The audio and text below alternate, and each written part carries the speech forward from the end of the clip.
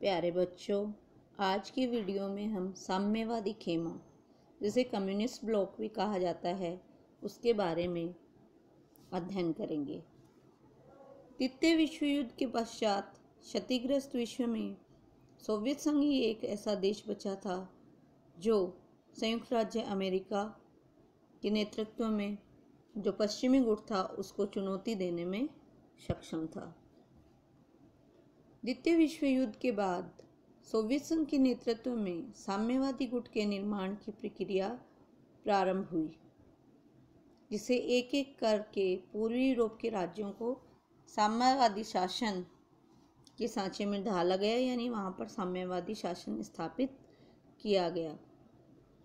पूर्वी यूरोप वह क्षेत्र है जो उत्तर में स्टेटिन से लेकर दक्षिण में ट्रिस्टे तक फैला हुआ है।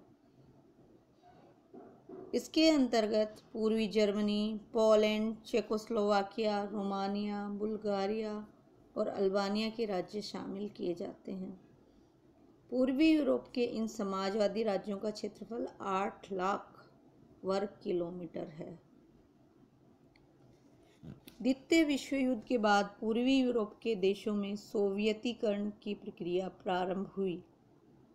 सोवियत सेनाओं ने जिन क्षेत्रों को मुक्त करवाया था, वहाँ उन्होंने मजदूर वर्ग को सत्ता पर अधिकार स्थापित करने में सहायता की थी, ताकि स्थिति के सामान्य होने पर वहाँ क्रांतिकारी परिवर्तन लाए जा सकें।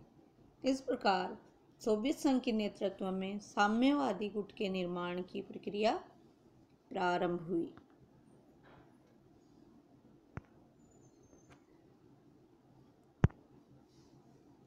उन्नीस सौ 1945 में पोलैंड में स्टालिन के प्रयासों के फलस्वरूप एक मिलीजुली सरकार संगठित की गई, जिसमें 5 राजनीतिक दलों ने भाग लिया। 1947 में पोलैंड में आम चुनाव हुए, जिनमें साम्यवादी भारी बहुमत से विजयी हुए। मार्च 1945 को सोवियत निर्देश पर रोमानिया में साम्यवादी सरकार का निर्माण किया गया। याल्टा में स्टालिन द्वारा दिए गए आश्वासनों के फलस्वरूप नवंबर 1945 में बुल्गारिया में आम चुनाव हुए।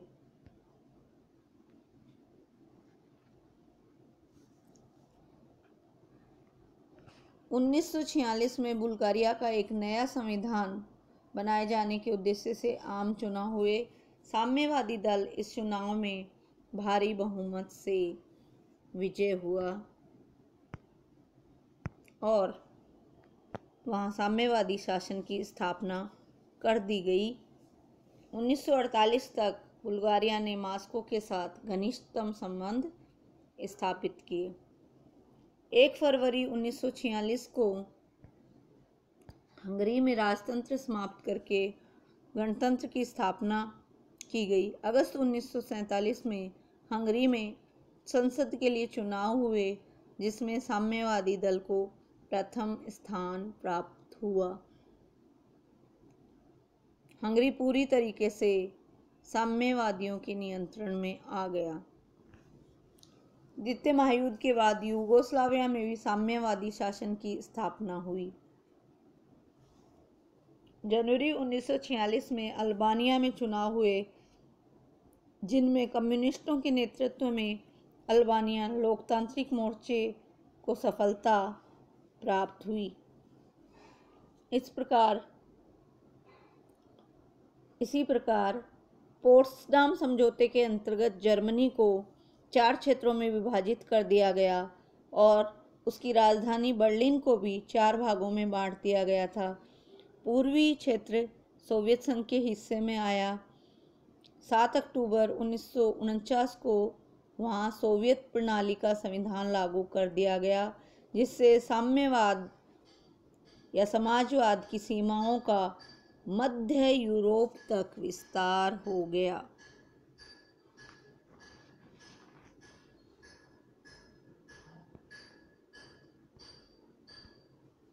साम्यवादी गुट की सुदृढ़ता किस प्रकार स्थापित हुई, इसके बारे में भी हम चर्चा करेंगे। किस प्रकार साम्यवादी गुट की सुदृढ़ता हुई, कैसे उसका सैनिक और आर्थिक एकीकरण किया गया। सोवियत संघ ने साम्यवादी गुट को सुदृढ़ करने के लिए सैनिक और आर्थिक एकीकरण पर बल दिया। इसके लिए सोवियत संघ ने कुछ महत्वपूर्ण प्रयास किए, जैसे वार्सा पैक्ट, जिसे पूर्वी यूरोपीय संधि संगठन भी कहा जाता है, उसका गठन किया गया। जब जर्मनी को मई 1955 में नाटो का सदस्य बना लिया गया तो और पश्चिमी राष्ट्रों ने जर्मनी का पुनः सशक्तिकरण किया, तो ऐसे में सोवियत संघ और यूरोपीय राष्ट्रों को, पूर्वी यूरोपीय राष्ट्रों को चिंता हुई कि इनको पूर्वी यूरोप को और साम्यवाद के प्रभाव से बचा लिया जाएगा और वे पूंजीवाद के प्रभाव में आ जाएंगे। इसलिए साम्यवादी राष्ट्रों का एक सम्मेलन 11 से 14 मई 1955 को वार्सा में बुलाया गया।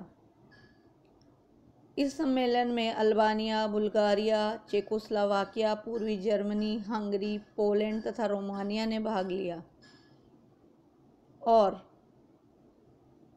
इसमें भाग लेने वाले राष्ट्रों ने मित्रता एवं पारस्परिक सहयोग की एक 20 वर्षीय संधि पर हस्ताक्षर किए, जिसे पूर्वी यूरोपीय संधि संगठन अथवा वार्सा पैक्ट कहा जाता है। इस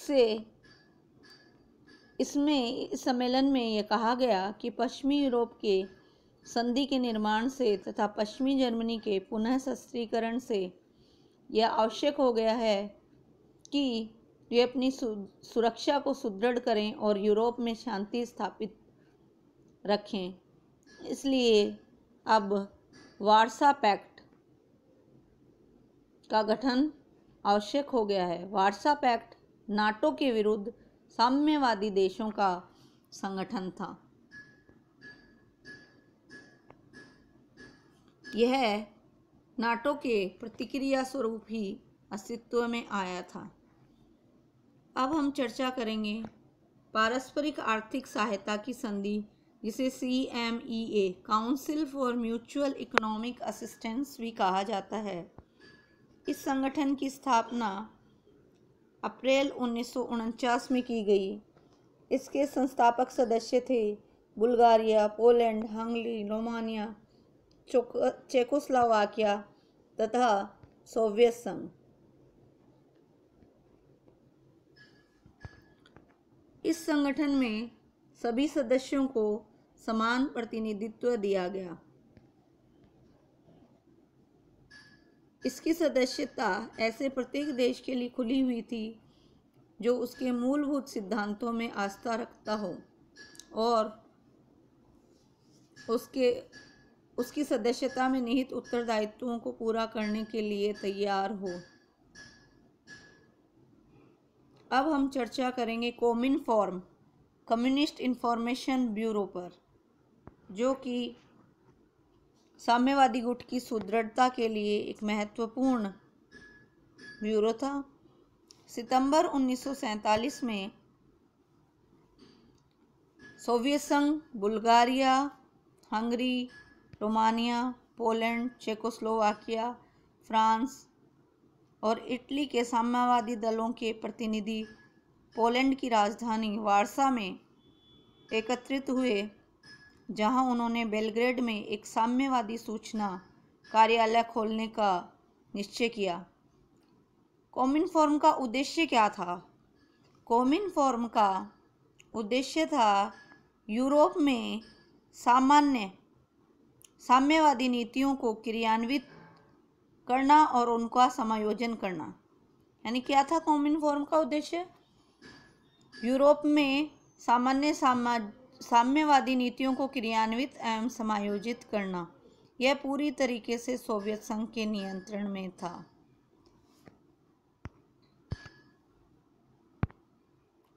अंतर्राष्ट्रीय राजनीति में साम्यवादी गुट सोवियत संघ के नेतृत्व में उदित हुआ और यह एक सुदृढ़ साम्यवादी राष्ट्रों का गुट था। यूरोप के सभी देश इस गुट से संबद्ध हो गए। पश्चिमी गुट के देशों के साथ उग्र शीत युद्ध प्रारंभ हुआ। संयुक्त राष्ट्र संघ की महासभा में साम्यवादी गुट के ये सभी देश एकजुट होकर मतदान करते। सुरक्षा परिषद में सोवियत संघ वीटो का प्रयोग करने लगा और पूर्वी जर्मनी के साम्यवादी गुट में शामिल होने से पश्चिमी देश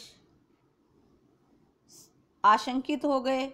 वार्सा पैक्ट के निर्माण से पूर्वी यूरोप के राष्ट्र सोवियत संघ के पिछलग्गू बन गए।